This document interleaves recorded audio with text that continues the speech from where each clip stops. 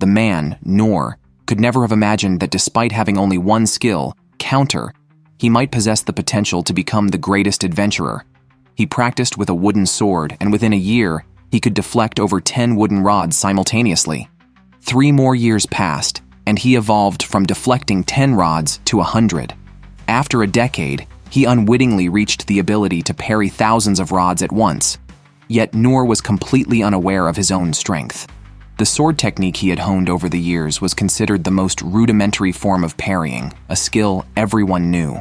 Orphaned from a young age, he could only live at the bottom of society. This led Noor, who believed himself to be weak, to spend his days doing menial labor or helping neighbors find their lost cats, oblivious to the fact that his abilities had already surpassed those of the legendary sword saints. However, during an unexpected event, he accidentally unlocked his potential. What was thought to be a useless skill suddenly proved immensely powerful, allowing him to instantly kill the Minotaur King, a creature even the kingdom's nobility feared, right before everyone's eyes. In this era where adventurers were ranked, Noor was placed at the very lowest, F level. This was due to a special training facility known as the Training Ground, where people could choose from 6 different professions. Surprisingly, after undergoing training in all available professions, Noor failed to learn any skills deemed essential for adventurers, leading the Training Ground to categorize him as the weakest, F level. Despite this, Noor did not give up entirely. He humbly pleaded with the Guildmaster, hoping to be granted the title of adventurer. Fortunately, the Guildmaster agreed to his request and occasionally provided him with some tasks to sustain his life. Gradually, Noor discovered that aside from his defensive skills, which were deemed useless, other abilities could subtly change his life. For instance, the strength enhancement skill he learned at the warrior training facility allowed him to carry goods 5 times heavier than usual. Or the minor healing skill, considered so low level that it wouldn't even be used on dogs, helped alleviate his fatigue with continued use. Though he knew these skills were not practiced as diligently as his parrying, they always managed to help him at critical moments. Soon, Noor's task for the day was also drawing to a close. After his usual refusal of the supervisor's joking offer, he planned to head home to continue training his parrying skill. However, just as he was leaving, he caught a glimpse of a faint beam of light not far away. Someone was shouting for help, and at the same time, a gigantic bull appeared. Several royal guards were engaging it head-on, but they were no match for the Minotaur King and were swiftly cut down by its giant axe. Noor saw a girl in imminent danger and decisively used his stone-throwing skill. He hadn't thought to defeat the monster with this skill, merely hoping to divert its attention. Fortunately, the ploy worked, and the Minotaur King turned its focus to him. Just as the girl thought Noor was doomed, he cleverly dodged the attack, realizing that the enemy's strikes were not only heavy, but also fast. Even though he could parry, his sword was nearly knocked out of his hand. Noor didn't know how many times he could deflect such attacks, so he needed to find an opportunity to counterattack. It was then that Noor suddenly realized he didn't have any skills for counterattacking. What was he to do? Suddenly, Noor's thoughts were interrupted by the Minotaur King's next attack, which was aimed at the very spot where the girl was standing. Using his strength enhancement at the last moment and a parry, the cost was his sword being shattered. Was he going to die here? As he looked at the broken sword in his hand and used his parry, the weapon he deflected decapitated the monster. Noor had reached his limit, and he doubted himself. Despite years of training, he was left in such a sorry state by a mere town's bull. How could he possibly adventure around the world? The girl witnessed this scene, and just as she was preparing to thank him, Noor had disappeared without a trace. Looking at his trembling hands, Noor knew he needed more training. Noor had never expected that he would accidentally save a princess who had been imprisoned. Upon hearing the news, the king personally bestowed upon him an epic greatsword, simply because Noor was unaware that in order to kill Celia, the enemy nation had summoned Milo Talos, a monster from the abyss that even S-rank adventurers feared. However, Noor ended up beheading the monster with a single strike. Overnight, rumors spread throughout the streets. A mysterious figure wielding a rusty iron sword had slain Milo Talos in just 2.5 seconds. After the battle, the prince dispatched an elite troop to investigate, but they ended up being mistaken by Noor for perverts and shaken off. When he returned to the guild master was worried, thinking something had happened to Noor since a rare monster had appeared near the construction site where Noor had been working the previous night. Noor explained that he was too tired from completing a mission yesterday and had gone home, stopping by to clean his grandmother's drain on the way, which is why he was so dirty. Relieved, the guild master mentioned that the monster last night was extremely terrifying, noting that even he, a former A-rank adventurer, would not have escaped had he encountered it. Fortunately, it was slain by a mysterious man. Noor inwardly sighed in relief that he had only encountered a cow. After settling his payment for yesterday's work, Noor was about to accept a new mission when a voice suddenly stopped him from behind. It was the girl he had saved the day before, which almost scared the guildmaster to death, clearly aware of the girl's identity. The girl sought out Noor to express her gratitude for saving her life, but since the place was crowded, she hoped to speak with him privately outside. Hearing this, the guildmaster immediately intervened, cautioning Noor to be careful not to offend her due to her special status and to avoid drawing attention. The girl activated sound shield and concealment skills, making the nearby soldiers completely unaware of their presence. She apologized for using a remote sensing skill to find Noor and for taking him away while talking to the guildmaster. To repay Noor for saving her life, her father wanted to meet him and was prepared to use the family fortune to give him the sincerest thanks. However, Noor felt that defeating a cow in the town was nothing special, and that a simple thank you was more than enough. The girl was taken aback, insisting on giving Noor some benefits, but he really didn't need anything. Noor had never expected the girl to start crying as she spoke, even stating that she would stay by his side until he was willing to accept her thanks. Seeing the girl's relentless determination, Noor was reminded of his own childhood determination to become an adventurer, constantly pleading with his teacher to let him train. Thus, Noor also agreed, while stating that he would not accept an overly extravagant thank you.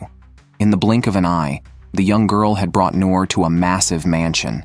It was then that Noor understood why the guild master had instructed him to mind his manners. The other party must be a wealthy family or nobility. The girl's name was Lindbergh Clays. Along the way, they encountered a female knight named Inez, who, upon learning that Noor was Lindbergh's lifesaver and was going to meet her father, took it upon herself to lead the way. Noor, mistaking her for a maid due to her armor, wondered how she managed to clean while dressed so heavily. However, for some reason, Noor felt that Inez was quite wary of him. They hadn't walked far before encountering a blonde knight. Seeing Noor behind Lindbergh, he must have assumed he was the formidable adventurer from the rumors, but judging by his attire, he seemed weak. Inez interrupted him and suggested they all head to the hall together, whispering that the more guards, the better. The blonde knight quickly understood that the unremarkable man in front of him was not as simple as he appeared. Meanwhile, in the hall, the king and his son Rain were discussing the imminent outbreak of war, as the neighboring country had violated a non-aggression treaty. The previously summoned Milo Taulos was part of their scheme to force the king to hand over the ownership of a labyrinth. If refused, more threats would follow. The war between the two countries had become inevitable. As everyone arrived in the hall, the knights all knelt down. Being from a remote area and not of noble birth, Noor was clueless about the etiquette for such an occasion and apologized in advance for any possible rudeness. However, this pleased the king, who didn't mind the lack of formalities and found it more comfortable to converse this way. The king once again thanked Noor. Without his intervention, his daughter might have been reincarnated by now. Noor, not overly concerned, thought that accepting the thanks meant he could soon go home to bathe and rest. But the king insisted that Noor could not leave empty-handed, offering him land or wealth, whatever he wished. Noor, however, wanted nothing. This puzzled the king, who then recalled that the kingdom possessed the world's oldest labyrinth, filled with rare treasures stored in the treasure hall. He decided to offer Noor half of the treasures stored there, but Noor still refused. Left with no choice, the king noticed the great sword behind him. Thus, he made a choice for Noor. The sword, though not very attractive and once used by the king himself, had become merely a decorative piece. Worried that Noor might refuse again, the king suggested that since he had retired many years ago, it would be better for the sword to be in Noor's hands rather than continue to lie dormant here.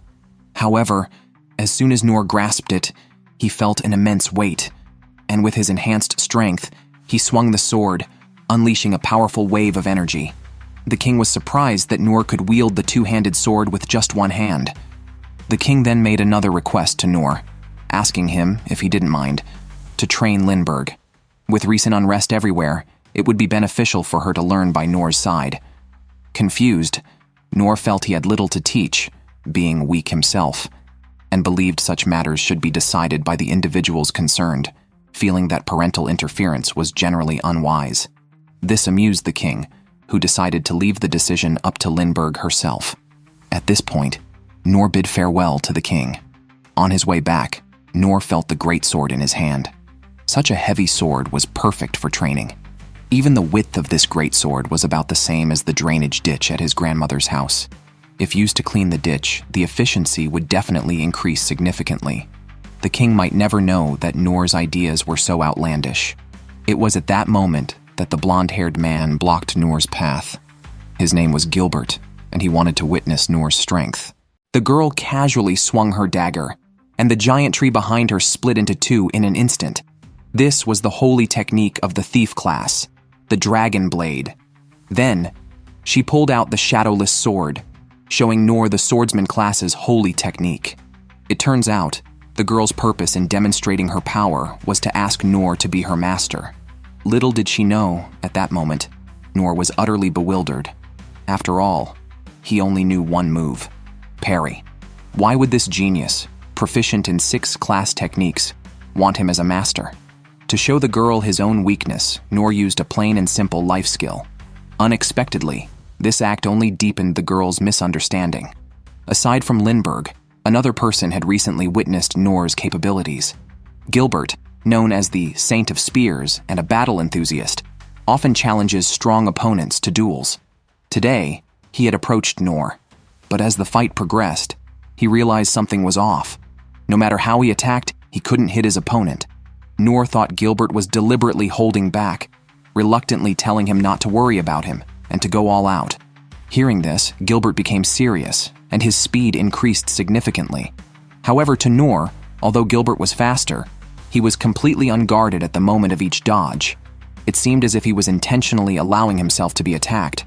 Noor believed these were deliberate flaws, and he must not be deceived. Unbeknownst to him, Gilbert was profoundly shocked. No matter which spear technique he employed, he just couldn't hit his opponent. Then Noor asked him to speed up even more. An angry Gilbert unleashed his ultimate move, thinking he had the upper hand. But when the smoke cleared, he found his opponent had already dodged. Yet, Noor conceded defeat and left, fearing for his safety afterward. He had thought he was improving, but Gilbert's move dispelled that notion. At that moment, he had used all his strength to enhance his body and stealth, just managing to dodge that shot. Had Gilbert not intentionally slowed down, he would have been dead. Indeed, a true master is beyond his understanding. All the while, that master was nearly shutting down internally. His subordinates thought Gilbert had won, but only Gilbert knew how strong that man really was. To dodge attacks so effortlessly and not even strike back was one thing, but to even evade a supersonic spear technique without clearly seeing the opponent's movements was another. What frustrated Gilbert even more was that he thought Noor had conceded defeat and left just to save his own face because his subordinates were present. However, Gilbert couldn't have guessed that Noor left simply because he had more important things to do. It was time for him to go back and clean up the garbage. Surprisingly, he used a divine sword forged by a dragon to clean the sewer. More absurdly, while looking at the giant sword, Noor thought of even more uses for it, such as using the blade as a boat paddle, or even to grill pizzas. He even considered making a good amount of money by using it for teppanyaki. Though the ideas were pleasant, he was only capable of a basic fire magic technique, light fire, which wasn't quite enough for cooking teppanyaki. Lindbergh's arrival interrupted Noor's thoughts. After chatting for a while, Noor learned that she had specifically come to ask him to be her master. She volunteered to take care of his daily life and hoped to learn techniques and knowledge from him during that time. This puzzled Noor all the more, as it seemed unreasonable for anyone to want him as a teacher. Therefore, Noor outright rejected her. Lindbergh thought Noor was rejecting her because he saw her as weak, and she quickly asserted that she was the best student from the 6 major vocational academies. Even so, Noor rejected her again, nearly bringing Lindbergh to tears. In her view, Noor must have thought she was boasting. She then took out her wand and cast 2 high-level magic spells. Following that, she pulled out a dagger and demonstrated the thief class's holy technique, slicing a giant tree behind her in half instantly. She then showed the swordsman class's holy technique, cutting another large tree in half. Noor hurriedly stopped the excited Lindbergh. Having witnessed the skills Lindbergh had just displayed, Noor realized she was a super genius. Compared to himself, who only knew basic skills, her excellence made him feel somewhat embarrassed. To show Lindbergh how inept he was, Noor decided to demonstrate it to her in reality. On the way out, Lindbergh, deep in thought, looked at her own light fire technique. The sage Oaken from the Magic Academy had once shown her his light fire technique, which was larger than usual. Oaken explained that even a basic ignition skill after his 200 years of accumulation could become stronger, something not achievable overnight. However, the light fire technique Noor demonstrated was several times larger than that of Oaken, the world's top magician, which shocked Lindbergh into silence. The misunderstanding deepened. Instead of discouraging Lindbergh, it only made her more determined to become his apprentice. The man could never have imagined that the goblin, considered the weakest creature in people's tales, was actually a muscular hunk with 8-pack abs. What surprised him even more was that this was not just any goblin. It was a disaster-level goblin emperor. As for Tuka, who was on his first adventure, he thought it was just a normal goblin because he had heard that goblins have green skin, stand on 2 feet like humans, and have beast-like sharp eyes. Moreover, his quest for the day involved goblins, so everything seemed to match up. Ever since Lindbergh had joined him, Tuka had been able to accept quests near the royal capital. As a B-level adventurer, Lindbergh could have taken on more challenging quests, but with the lowest level Tuka, they could only hunt weaker goblins. However, even if it was just goblins, Tuka was very excited. After all, these creatures were what adventurers used to test their skills, and this was also his first time accepting a quest outside the city. As the two headed towards the forest of monsters in the outskirts, Tuka asked what kind of creature a goblin was.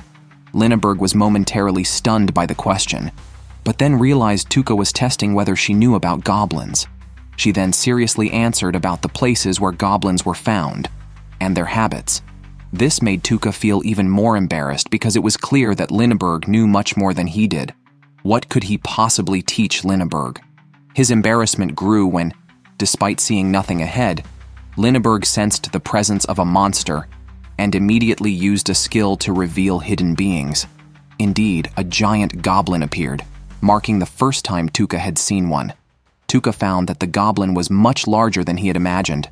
Although what he saw was completely different from the rumors, the physical characteristics matched perfectly, which surprised him. Such a robust body was actually considered a mere underling by the people. Watching Lindbergh stare blankly to the side, Tuka thought she lacked practical experience. However, unbeknownst to him, Lindbergh was not inexperienced. Rather, she was too experienced. She had recognized that this was a goblin king, a disaster-class mutant, an illegally created magical creature. Hearing Tuka psyching himself up, Lindbergh thought he had sensed the presence of the Goblin King, which is why he had shown naive joy when receiving the quest. It turned out all of this was a play he staged to secretly eliminate the crisis. With this realization, Lindbergh felt more confident. However, the Goblin King was not infamous for nothing. Besides being tough-skinned, its body was also very agile. Lindbergh released several skills in succession, all of which were dodged by its nimble movements. Although she managed to hit the Goblin King with an explosion spell, Lindbergh quickly discovered that it could rapidly heal itself using a magic stone on its head. If this continued, they would run out of stamina and magic before even injuring the Goblin King. However, after learning the source of the Goblin King's power came from the magic stone, Tuka thought of a strategy to counter it. He suggested that Lindbergh release an explosion spell from behind while he used the propulsion speed to charge at the Goblin King. Thus, Tuka was propelled forward by the powerful energy. Combined with his own physical enhancement, he leaped up and delivered a direct blow to the Goblin King's head. The monster's magic stone fell off, and losing its power, the Goblin King's body began to falter. Now, it was like a moving, large target. Lindbergh simply used fire magic to completely burn it to ashes. Back at the guild, the two accurately reported the battle situation. However, the guildmaster, unaware of the true circumstances, commented that even if the target was a goblin, it was still a bit challenging for beginners. What puzzled the guildmaster was that the magic stone of a goblin should be hidden in the heart or throat, but Tuka claimed it was on the forehead. The guildmaster then asked them to provide proof of killing the goblin, but the two fools had already burned the goblin to ashes.